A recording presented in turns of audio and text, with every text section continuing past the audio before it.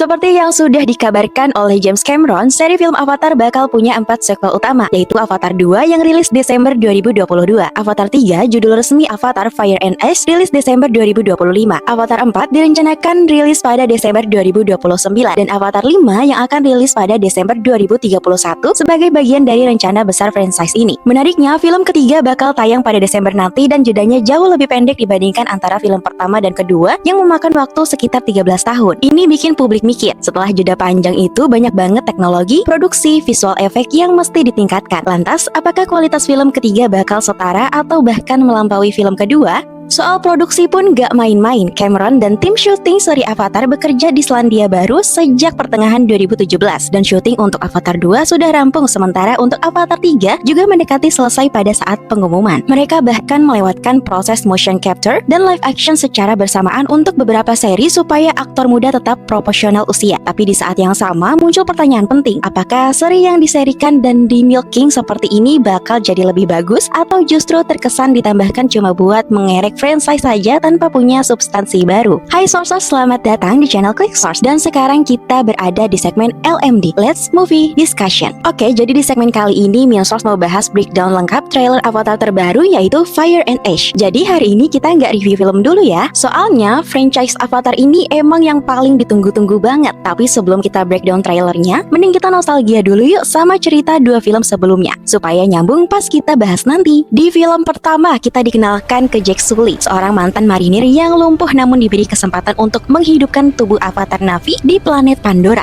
Manusia melalui korporasi pertambangan RDA (Resources Development Administration) ingin mengeksploitasi mineral berharga di Pandora. Sementara suku Na'vi, khususnya klan Omaticaya, hidup selaras dengan alam dan berhubungan dengan Dewi Ewa. Jake masuk ke suku Na'vi lewat Avatar, ketemu dan akhirnya jatuh cinta dengan Neytiri dari klan Omaticaya. Dia mulai bimbang antara tugasnya sebagai manusia dan kesetiaannya pada Na'vi. Konflik memuncak ketika RDA menghancurkan hutan hati atau Tree of Souls dan suku Na'vi bangkit melawan. Jake memilih pihak Na'vi, memimpin pemberontakan. Korban pun terjadi. Akhirnya manusia ditarik mundur. Jake memilih untuk meninggalkan tubuh manusia dan tetap hidup sebagai Na'vi. Sekitar 14-16 tahun setelah kejadian film pertama, Jake yang sekarang pemimpin suku Omaticaya dan Neytiri telah membentuk keluarga dengan beberapa anak, Neteyam, Loak, Tuk, dan anak adopsi Kiri, anak dari avatar Na'vi Grace Augustine. Namun manusia RDA kembali dengan kekuatan baru, termasuk Recombinance atau avatar Na'vi yang mengandung ingatan prajurit manusia, dipimpin oleh Mel Quaritch yang telah kembali dalam avatar Na'vi. Karena bahaya, keluarga Jake pindah dan berlindung bersama klan air, Metkayina, yang tinggal di Laut Pandora. Di sana mereka belajar hidup di lingkungan laut. Jake dan Neytiri berusaha melindungi anak-anak mereka. Konflik masih berlanjut. RDA berburu makhluk laut atau Tulkuns. Quaritch dan manusia menyerang. Anak keluarga Jake tewas yang bernama Neteya. Akhirnya keluarga Sully memilih bergabung secara permanen dengan Metkayina dan berjanji untuk melawan RDA. Nah, film Avatar Fire and Ash kabarnya bakal ngungkap banyak misteri yang belum sempat dijelasin di dua film sebelumnya. Mulai dari asal-usul dan alasan kebencian klan baru yaitu Ash People atau suku abu yang dipimpin Farang terhadap Na'vi lain, sampai perubahan besar yang dialami Spider setelah koneksinya dengan Ewa. Apakah dia masih manusia biasa atau sudah benar-benar jadi bagian dari Pandora? Misteri hubungan spiritual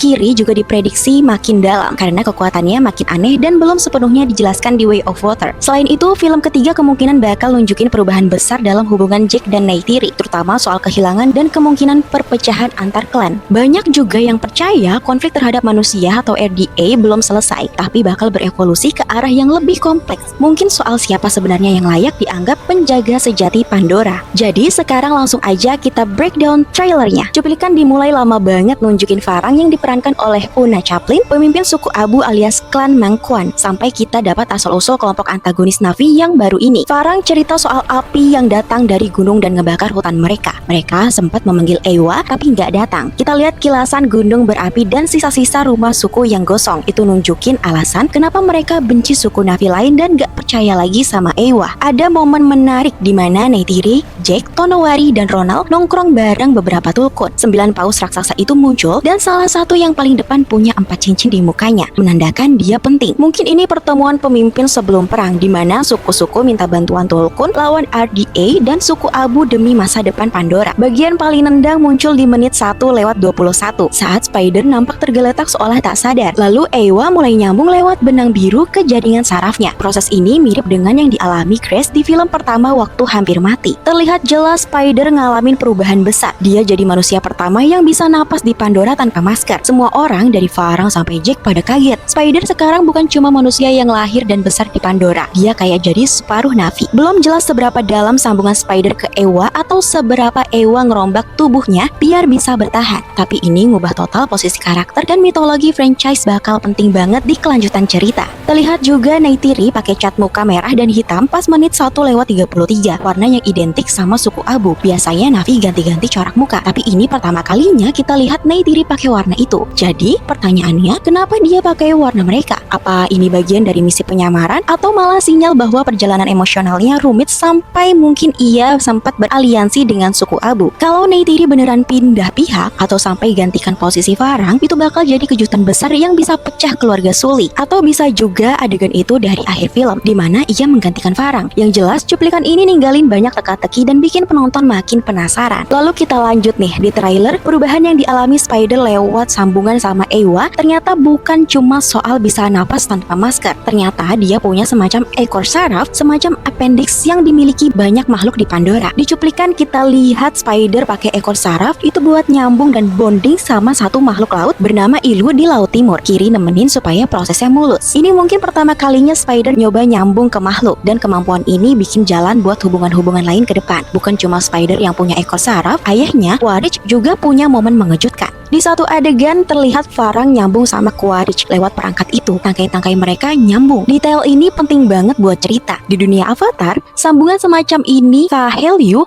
bukan cuma bikin koneksi batin dan bagi memori atau emosi, tapi juga ada kaitannya sama kawin-mengawin Na'vi yang dulu kita udah lihat waktu Jack dan Neytiri dulu. Kahelyu antara Farang dan Quaritch bisa bikin mereka jadi sekutu di perang nanti. Tapi secara dramatis juga bisa memicu romansa. Ada momen yang terasa intim banget, kayak mereka bisa jadi pasangan berkuasa baru yang korup di Pandora. Kiri masih jadi salah satu karakter paling menarik. Walau sejak film kedua dia masih penuh misteri. Latar belakangnya, hubungan khususnya sama Ewa, dan kemampuan spesialnya masih jadi hal yang mesti digali di seri ketiga Fire and Ash ini. Di cuplikan kelihatan ada kilasan kekuatannya yang makin tumbuh. Dia manggil sesuatu yang disebut ibu prajurit di tempat berwarna ungu yang gak jelas, dan titik-titik bioluminescennya menyala waktu dia berusaha ngelakuin sesuatu di bawah air, kayak lagi nguji batas kemampuannya sendiri. Salah satu momen paling greget adalah kembalinya Toruk, si Leonopteryx raksasa, Raja Langit Pandora. Siapapun yang bisa nyambung sama Toruk dikenal sebagai Toruk Makto, kayak yang pernah Jack lakuin di film pertama. Banyak fans kesel waktu Toruk Jack nggak muncul di Way of Water, tapi sekarang ketiadaan itu dibayar lunas. Jack ketemu lagi sama Toruknya di gua gelap, terus terbang bareng buat ngebom kapal-kapal RDA. Ini pasti bakal jadi adegan yang paling ditunggu. Ada detail kecil tapi nyeremin di akhir cuplikan. Neytiri lagi duel udara lawan Farang. Mereka terbang pakai Banshee sambil panah-panahan, tapi kelihatan Neytiri udah kena tembak. Ada panah nancep di punggungnya yang tembus ke dada dan darahnya keluar. Dia masih bisa lanjut perang, tapi posisi panah itu dekat area kira-kira jantungnya kalau anatomi Na'vi mirip manusia. Jadi itu bisa serius banget. Nggak jelas apakah Farang yang nembak itu atau tembakan dari momen lain. Mungkin itulah yang bikin dia nantinya ketemu ranjang rumah sakit seperti yang kelihatan di cuplikan teaser dulu. Menjelang akhir cuplikan, peran Spider makin gede. Dia digambarin pegang senjata sambil ancam bakal ngebunuh seseorang yang gak kelihatan. Kemungkinan besar buat ngelindungin Jack dari Quaritch.